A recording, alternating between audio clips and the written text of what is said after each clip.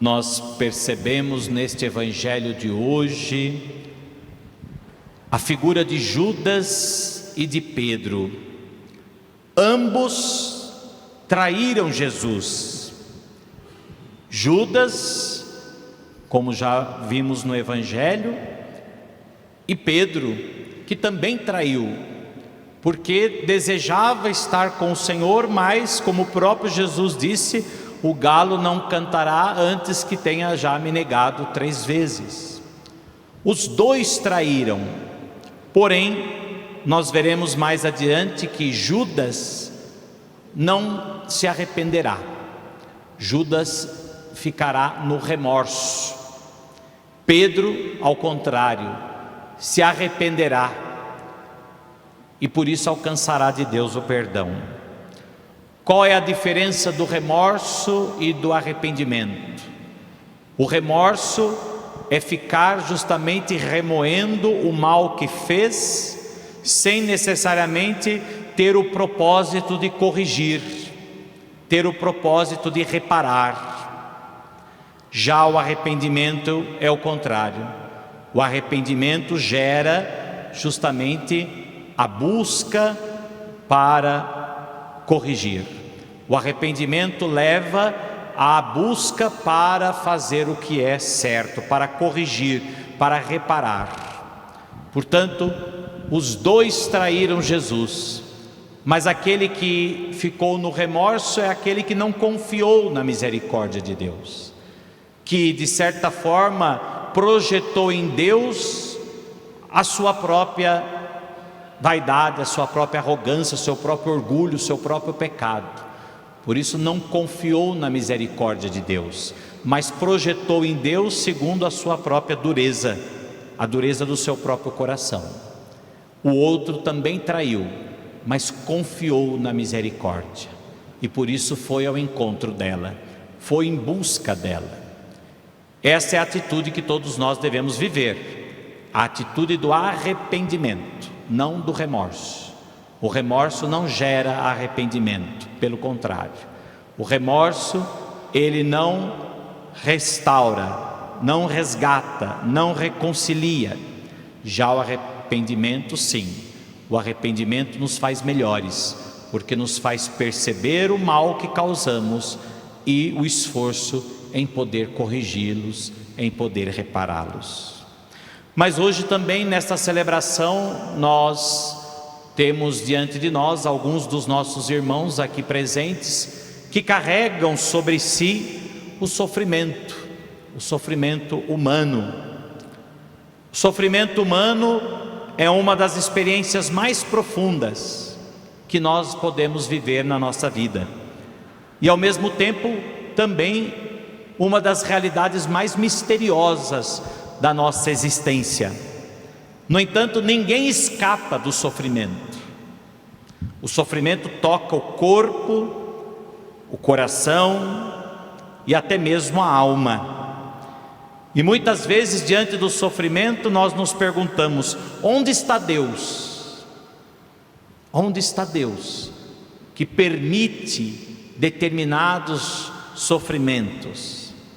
A fé cristã, meus irmãos, não ignora a dor, nem ao mesmo tempo também oferece respostas fáceis para a dor.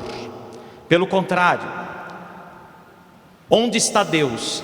Deus está no sofrimento, também no sofrimento. Deus entrou no sofrimento. Em Jesus nós vemos um Deus que não permanece distante do sofrimento, mas pelo contrário, um Deus que não só se faz próximo, mas assume também o sofrimento.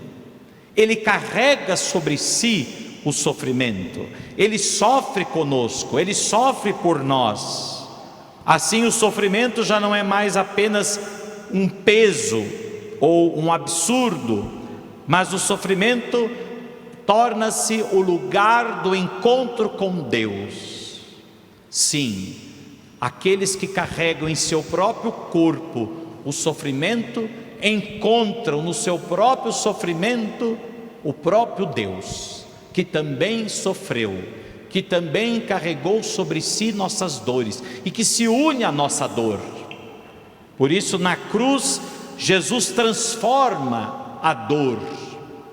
Jesus não apaga a dor não é abolida, o sofrimento não é abolido, infelizmente não, mas o sofrimento é assumido e oferecido por amor.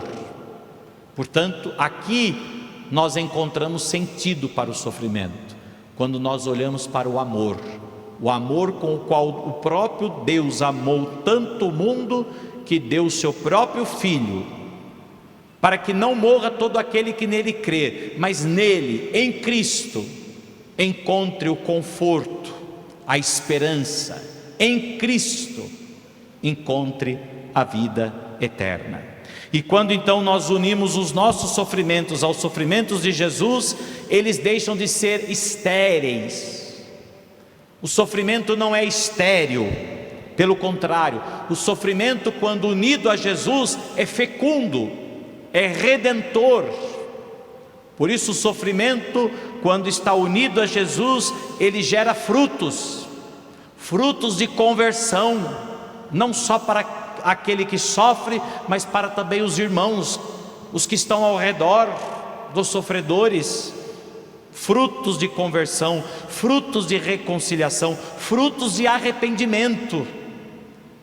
Por isso, o sofrimento com Cristo não é estéril, mas fecundo, redentor. O sofrimento vivido com fé pode gerar compaixão, purificar o coração e nos aproximar mais profundamente de Deus. Por isso, estimados irmãos enfermos aqui presentes, diante da dor, nós não estamos sozinhos. Diante da dor, somos convidados não apenas a suportar as dores, mas a confiar no Senhor, que assumiu também as nossas dores, na certeza de que depois do sofrimento, depois da cruz, vem a ressurreição. Se nós experimentamos o sofrimento no corpo, sabemos que o nosso corpo também se revestirá de imortalidade, graças à ressurreição. Portanto, é na ressurreição de Jesus que nós encontramos o conforto para as nossas dores, para os nossos sofrimentos. O sofrimento não tem a última palavra. A última palavra sempre é do amor de Deus. Que as nossas dores, ou que nas nossas dores, saibamos olhar para Cristo crucificado e encontrar nele não apenas consolo, mas sentido, esperança. Portanto, diante dos nossos leitos de enfermidade, nós deveríamos sempre ter diante de nós um crucifixo. Deveríamos sempre ter diante de nós o crucificado e olharmos sempre para o crucificado, para que diante dos nossos sofrimentos nós possamos olhar para aquele que também assumiu os sofrimentos de toda a humanidade, e na cruz encontrarmos o verdadeiro sentido para o sofrer. Na cruz encontrarmos o verdadeiro consolo, a verdadeira esperança, pois a cruz não é para nós um sinal de derrota, a cruz não é o fim, mas a cruz é o altar onde Deus se oferece pela salvação do mundo.